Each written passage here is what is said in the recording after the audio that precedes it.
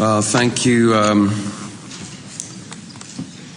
Mr. President, First Lady, King Abdullah of Jordan, Norm, distinguished guests. Please join me in praying that I don't say something we all regret. That was for the FCC. If you're wondering what I'm doing here at a prayer breakfast, well, so am I. I'm certainly not here as a man of the cloth, unless that cloth is leather. I'm certainly not here because I'm a rock star, which leaves only one possible explanation. I've got a messianic complex. It's true. Anyone knows me. It's hardly a revelation. Well, I'm the first to admit that there's something unnatural, something even unseemly about rock stars mounting the pulpit and preaching at presidents, then disappearing to their villas in the south of France. Talk about fish out of water. It was weird enough to have Jesse Helms come to a rock show, but this is really weird. Now, one of the things I love about this country is the separation of church and state, and although I have to say, in inviting me here, both church and state have been separated from something else completely, their mind. Mr. President, are you sure about this? It's very humbling, and I will try to keep my homily brief, but be warned, I am Irish. I'd like to talk about the laws of man here in this city, where those laws are written. And I'd like to talk about higher laws. It would be great to assume that one serves the other, that the laws of man serve these higher laws, but of course they don't always. And I presume that, in a way, is why you're all here. I presume the reason for this gathering is that all of us are here, Muslims, Jews, Christians, are all searching our souls for how to better serve our family, our community, our nation, our God. And some of us are not very good examples, despite what Norm says. I am certainly searching, and that, I suppose, is what led me here. Yes, it is odd, having the rock star at the breakfast, but maybe it's odder for me than for you. Because you see, I have avoided religious people most of my life. Maybe it's something to do with having a father who was a Protestant and a mother who was a Catholic in a country where the line between the two was quite literally often a battle line, where the line between church and state was, at the very least, a little blurry and hard to see. I remember how my mother would bring us to chapel on Sundays, and my father used to wait outside.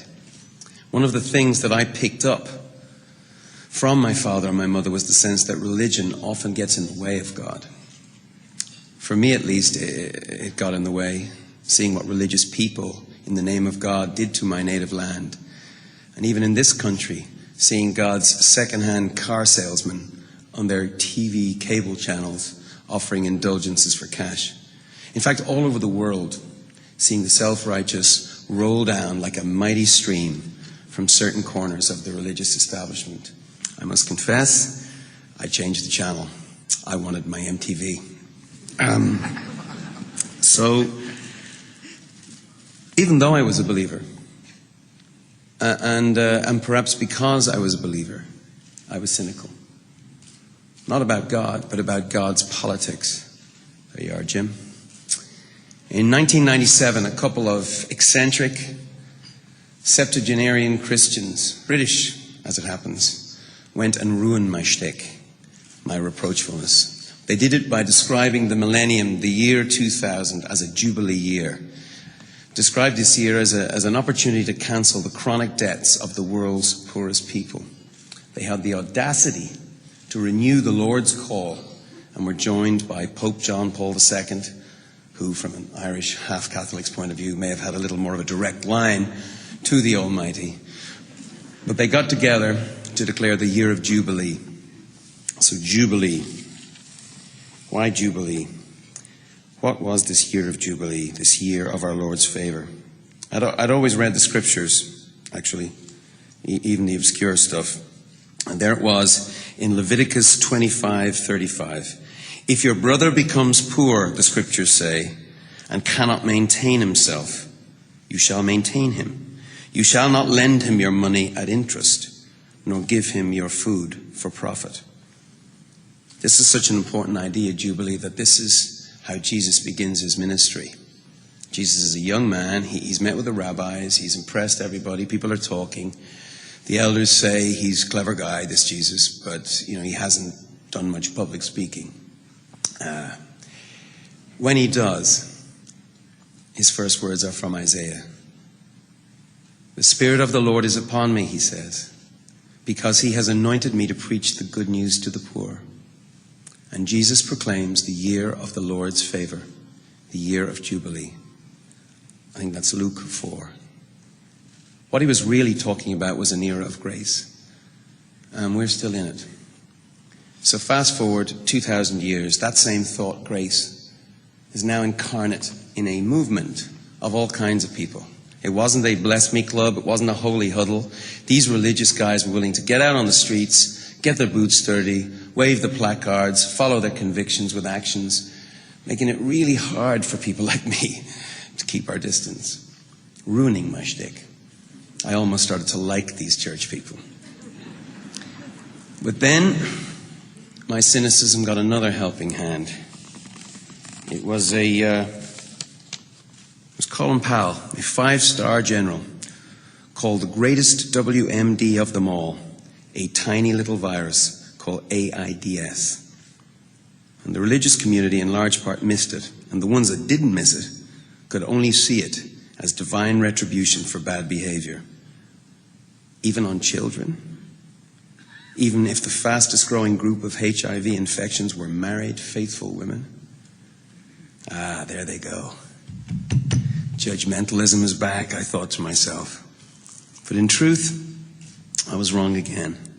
The church was slow, but the church got busy on this, the leprosy of our age. Love was on the move. Mercy was on the move. God was on the move. Moving people of all kinds to work with others they had never met, never would have cared to meet. We had conservative church groups hanging out with spokesmen from the gay community, all singing off the same hymn sheet on AIDS. See, miracles do happen. And we had hip-hop stars and country stars. This is what happens when God gets on the move. Crazy, crazy stuff happens. Popes were seen wearing sunglasses. Jesse Helms had a ghetto blaster now. Evidence of the Spirit moving. It was breathtaking. It literally stopped the world in its tracks. When churches start demonstrating on debt, governments listened and acted. When churches started organizing, petitioning, and even that most unholy of acts today, God forbid, lobbying on AIDS and global health, governments listened and acted. I'm here today in all humility to say, you change minds, you change policy, and you change the world. So thank you.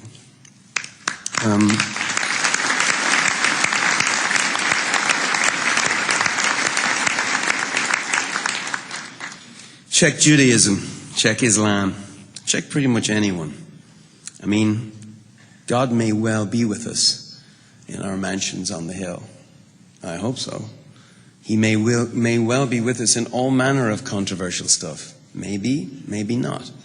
But the one thing we can all agree, all faiths, all ideologies, is that God is with the vulnerable and the poor. God is in the slums, in the cardboard boxes where the poor play house.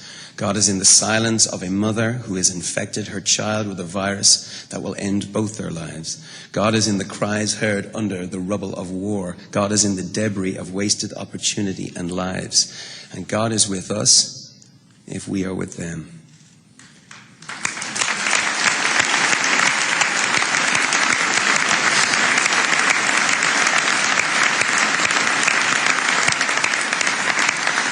If you remove the yoke from your midst, the pointing of the finger and the speaking of wickedness, and if you give yourself to the hungry and satisfy the desire of the afflicted, then your light will rise in darkness, and your gloom will become like midday, and the Lord will continually guide you and satisfy your desire even in scorched places.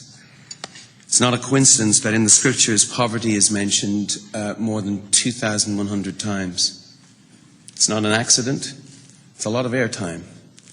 You know, the only time Jesus Christ is judgmental is on the subject of the poor. As you have done it unto the least of these, my brethren, you have done it unto me. I believe that's Matthew 25:40. See, I've been doing my homework. As I say, good news to the poor. Here's some good news for you, Mr. President. After 9/11, we were told America would have no time for the world's poor. We were told America would be taken up with its own problems of safety. And it's true, these are dangerous times. But America has not drawn the blinds and double-locked the doors. In fact, you have doubled aid to Africa. You have triple funding for the global health, And Mr. President, your emergency plan for AIDS relief and support of the Global Fund, you and Congress, has put 700,000 people onto life-saving antiretroviral drugs and provided 8 million bed nets to protect children from malaria. Thank you.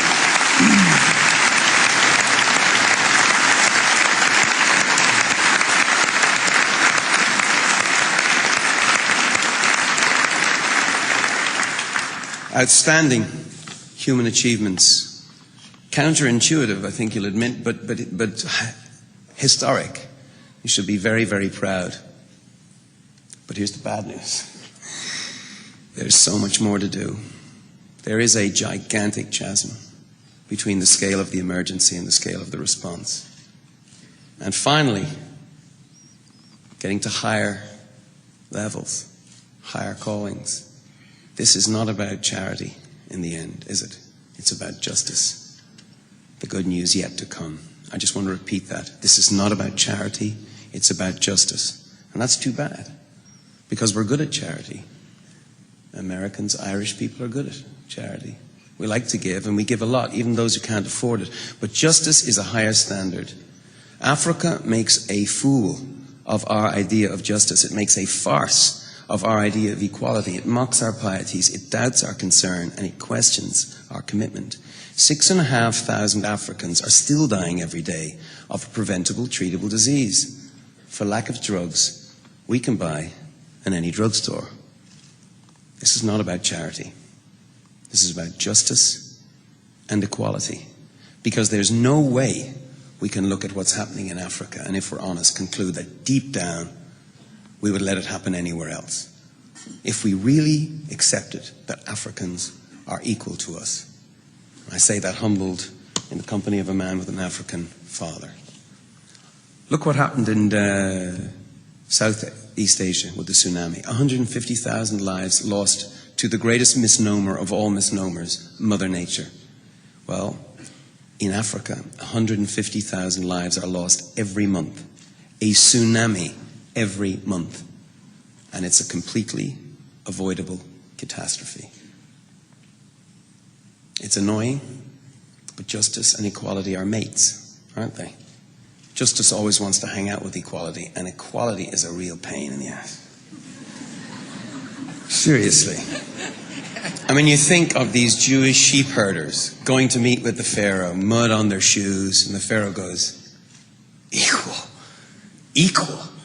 And they say, yeah, that's what it says here in the book here. We're all made in the image of God, sir. Eventually the Pharaoh says, look, I can accept that. I mean, I can accept the Jews, but not the blacks. I mean, not the women, not the gays, not the Irish. No way. So on we go with the journey of equality. On we go in the pursuit of justice.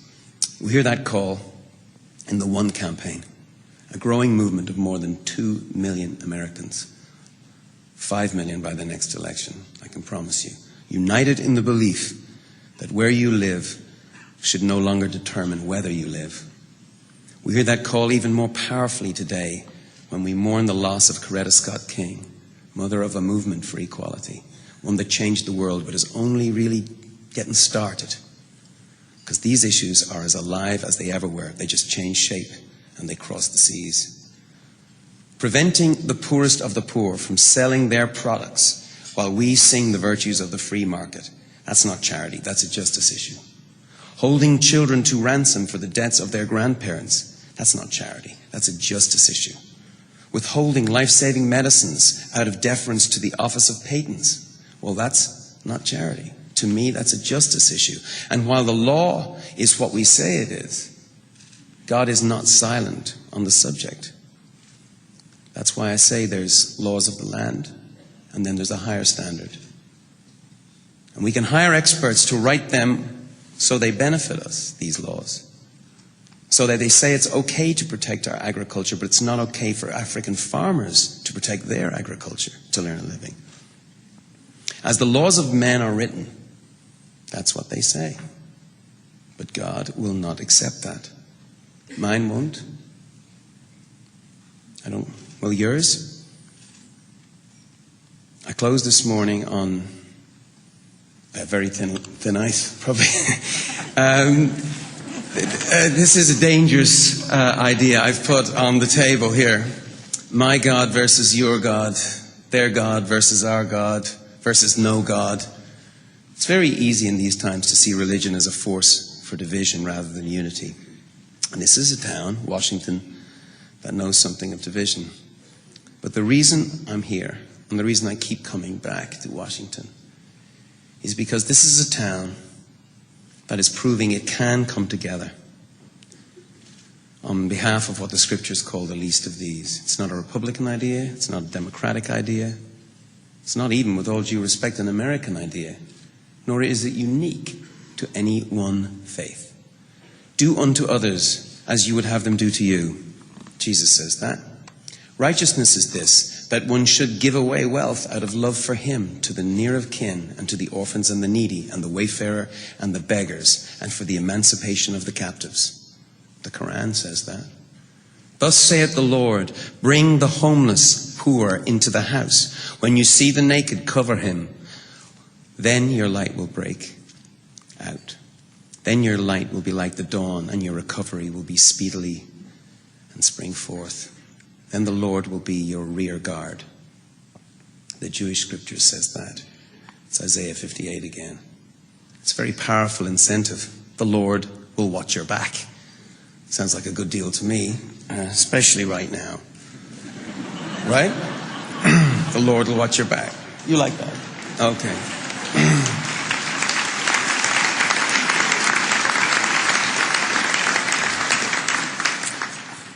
All right.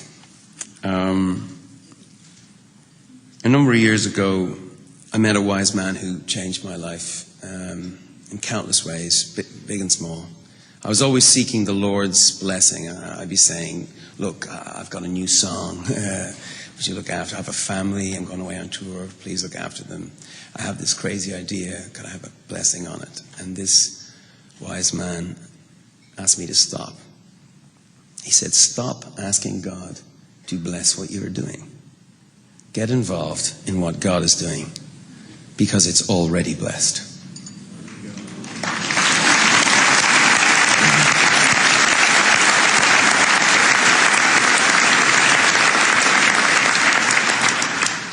Well, let's get involved in what God is doing. God, as I say, is always with the poor. That's what God's doing, and that's what He's calling us to do. I was amazed when I first got to this country, and I learned how much some churchgoers tithe, up to 10% of the family budget. I mean, I don't know how does that compare with the federal budget, the budget for the entire American family? How much of that goes to the poorest people in the world? Well, it's less than 1% of the federal budget. Mr. President, Congress, people of faith, people of America, I want to suggest to you today that you see the flow of effective foreign assistance as tithing, which, to be truly meaningful, will mean an additional 1% of the federal budget tithed to the poor. Now, what is that 1% that we're asking for on the One campaign? It's not merely a number on a balance sheet or pulled out of the air. 1% is the girl in Africa who gets to go to school thanks to you. 1% is the AIDS patient who gets her medicine thanks to you. 1% is the African entrepreneur who can start a small family business thanks to you. 1% is not redecorating presidential palaces. 1% must not be, or don't give it, money down a rat hole. This 1% is digging water holes to provide clean water, like I saw with Bill Frist there in, where was it? Uganda. Okay, that's what we're asking for.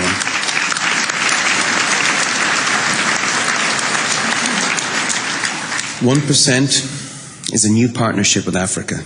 Not paternalism towards Africa, a new partnership with Africa, where increased assistance flows toward improved governance and initiatives with proven track records and away from the boondoggles and white elephants that we've seen before.